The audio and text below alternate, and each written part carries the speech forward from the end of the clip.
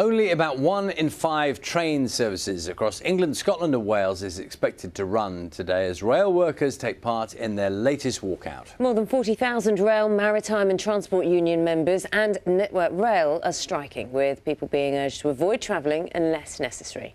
Martin Newman has more. It is now time for the film review with Jane Hill and Mark Kermode. Ukraine says 2 mass burial sites have been found in the eastern town of Lyman, which has been recently liberated from Russia. Now, the BBC hasn't yet independently verified these claims. The discovery comes as President Zelensky says the world must act now to stop Russia's nuclear threat. Dan Johnson has more. You noticed, didn't you, as goalkeepers? It's the hands. It's the hands, which presumably come in handy for the bowls. Yes, absolutely. And I love the detail of what they remember about the individual matches, the shots on goal. And still good friends, still good friends.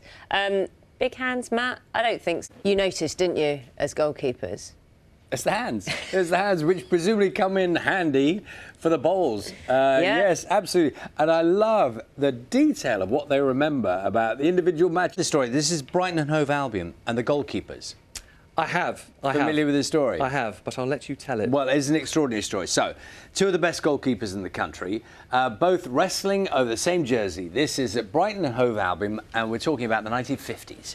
Well, let's move on to today. Eric Gill, who's now 91 years old, Dave Hollins, who's 84 years old, stayed friends. Lifelong friendship. Do you know they even played bowls together on the same bowls team? A book's been written about their lives, and Ian Palmer has been to meet them. This week marks 60 years since the first James Bond film was released, and it was the start of a franchise which has produced 27 films, 6 Oscars, and of course a number of hit theme songs. To mark the milestone, our reporter Phil Cunliffe has been invited to a top-secret location to view the world's largest collection of Bond memorabilia. Ukraine says 2 mass burial sites have been found in the eastern town of Lyman, which was recently liberated from Russia. The BBC hasn't yet independently verified those claims. Also this morning, a fire has broken out on the rail bridge between the Crimea Peninsula and Russia. Let's go to our correspondent, Hugh. Just 1 in 5 train services across England, Scotland and Wales are expected to run today as rail workers take part in their latest strike action. More than 40,000 RMT members and Network Rail staff are striking, and people being urged to avoid travelling unless necessary. Martin Newman has this report. That is an extensive collection by anybody's reckoning. 6:47 the time now. That means it's time for Click.